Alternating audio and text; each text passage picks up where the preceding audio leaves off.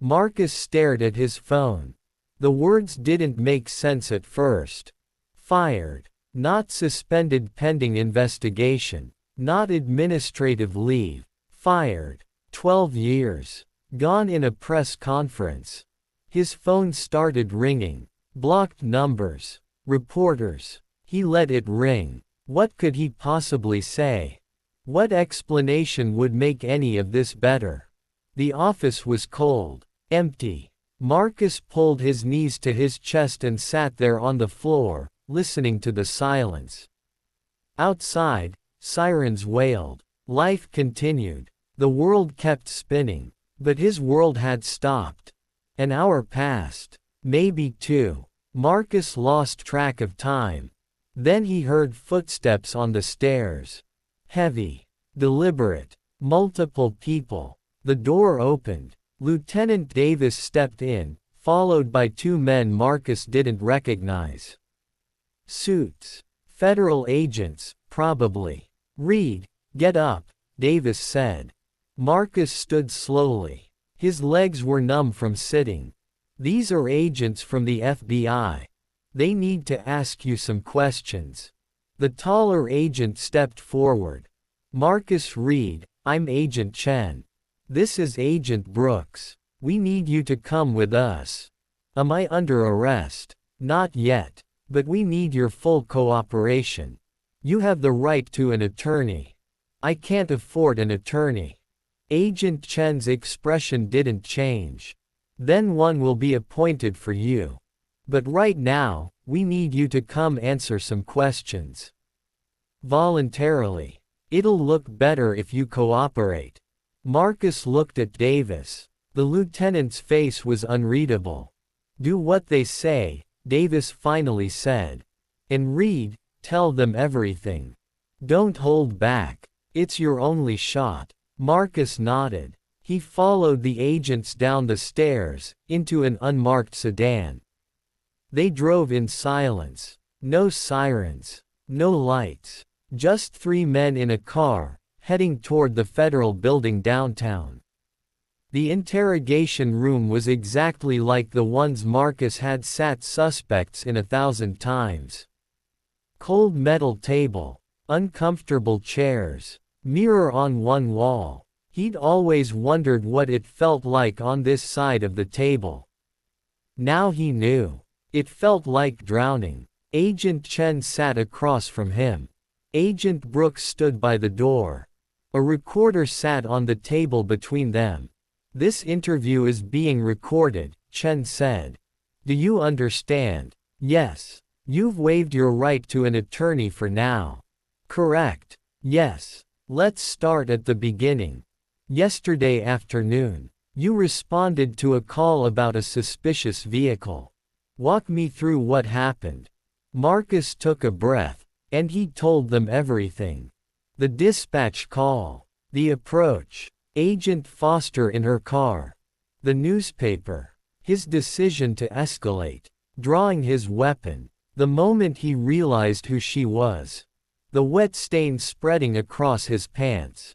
He left nothing out. When he finished, Agent Chen leaned back.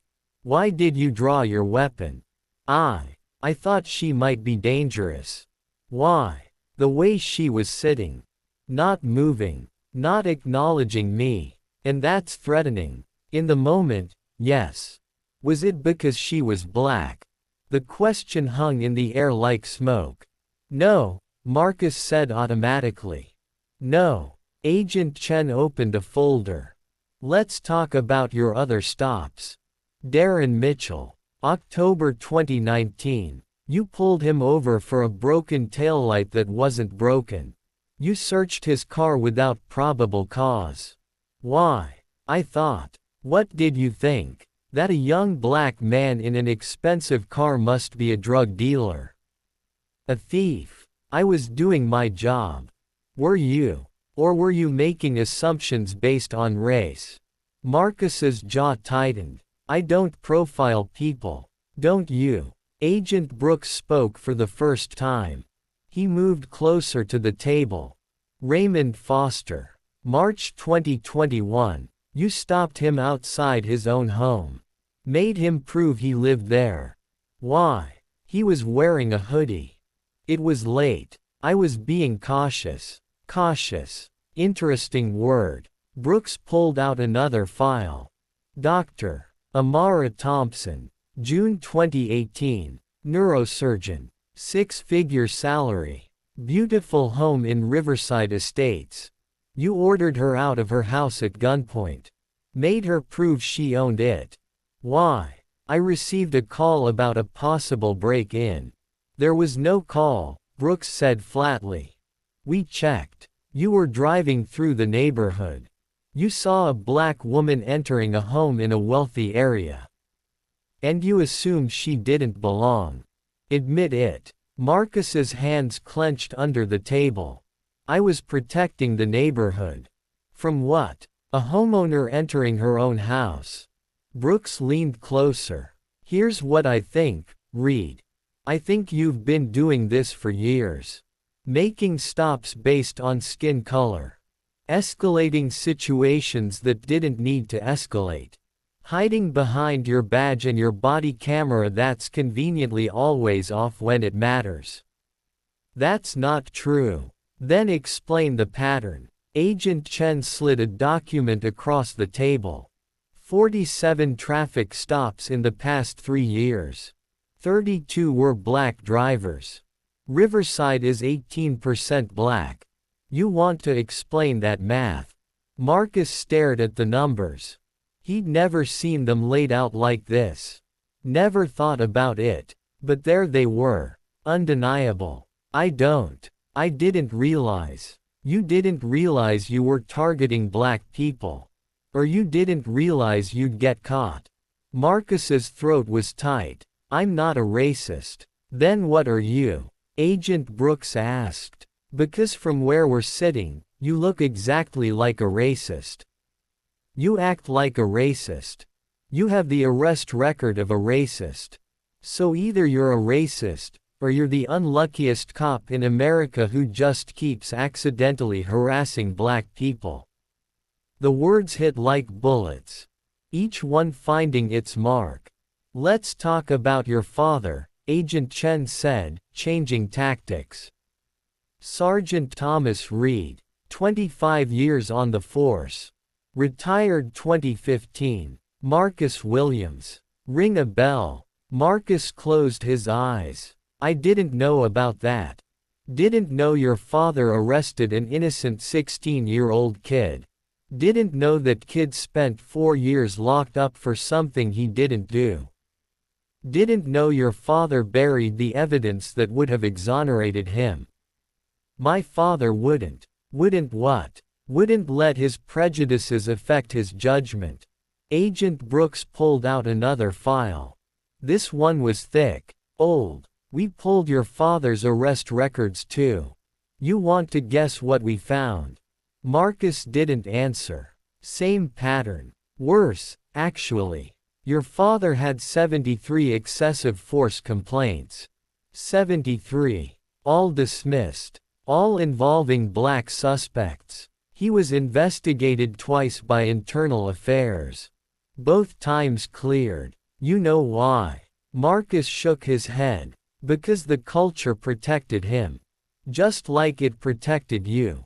Just like it protects hundreds of cops just like you across this country. Agent Brooks sat down. You're not a bad apple, Reed. You're a product of a diseased orchard. The room was silent except for the hum of the recorder. Here's what's going to happen, Agent Chen said quietly. We're building a case. Not just against you.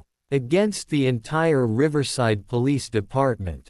Culture of racial profiling. Systematic civil rights violations. Cover-ups. The works. And you're going to help us. What? You're going to tell us everything. Every cop you know who profiles. Every supervisor who buried complaints. Every time you saw something wrong and said nothing. You're going to give us names.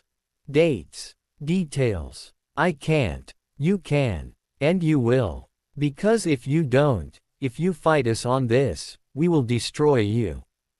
Federal charges, prison time, civil lawsuits. You'll lose your pension, your house, everything. But if you cooperate, Agent Chen paused. If you help us clean up this department, maybe you get a chance at something resembling a future. Marcus looked at both agents, at the files on the table, at the recorder spinning silently. There comes a moment when you realize you're not the hero of your own story. You're the villain, and the only choice left is whether you stay the villain, or become the witness. What do you want to know? Marcus whispered. Agent Chen smiled. It wasn't a kind smile. Everything. Start with the training. What did they teach you about dealing with minority communities? And Marcus started talking. He talked for hours. About the informal rules, the unspoken codes, the jokes in the locker room, the way senior officers taught rookies to trust your gut about certain neighborhoods. The way complaints disappeared, the way body cameras malfunctioned at convenient times. He named names, gave dates, described incidents he'd witnessed but never reported. He betrayed every cop he'd ever worked with. And with each word, each confession, Marcus felt something breaking inside him. The identity he'd built, the man he thought he was, the legacy he thought he was honoring. It was all built on lies. When they finally finished, it was dark outside. Marcus was exhausted, empty. One more thing, Agent Brooks said as they were packing up. Agent Foster wants to meet with you. Tomorrow. She has questions. I already answered everything. Not about the case. About you. She wants to understand why. Why you became this. She thinks. Brooks hesitated. She thinks you can still be salvaged.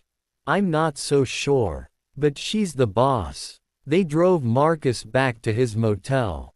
The news vans were gone. The reporters had moved on to the next story. Inside his room, Marcus sat on the bed and stared at his phone. 17 missed calls. 43 text messages. Most from numbers he didn't recognize. But one was from Sarah. I watched the press conference. I saw what they said about your father. About the pattern. Marcus, I don't know who you are anymore. I don't know if I ever did. The lawyer will contact you about the divorce papers. Don't fight me on this. Please. Marcus typed a response. Deleted it. Typed again. Deleted again. What could he say? What words would make any of this okay? He set the phone down. Lay back on the bed. Closed his eyes.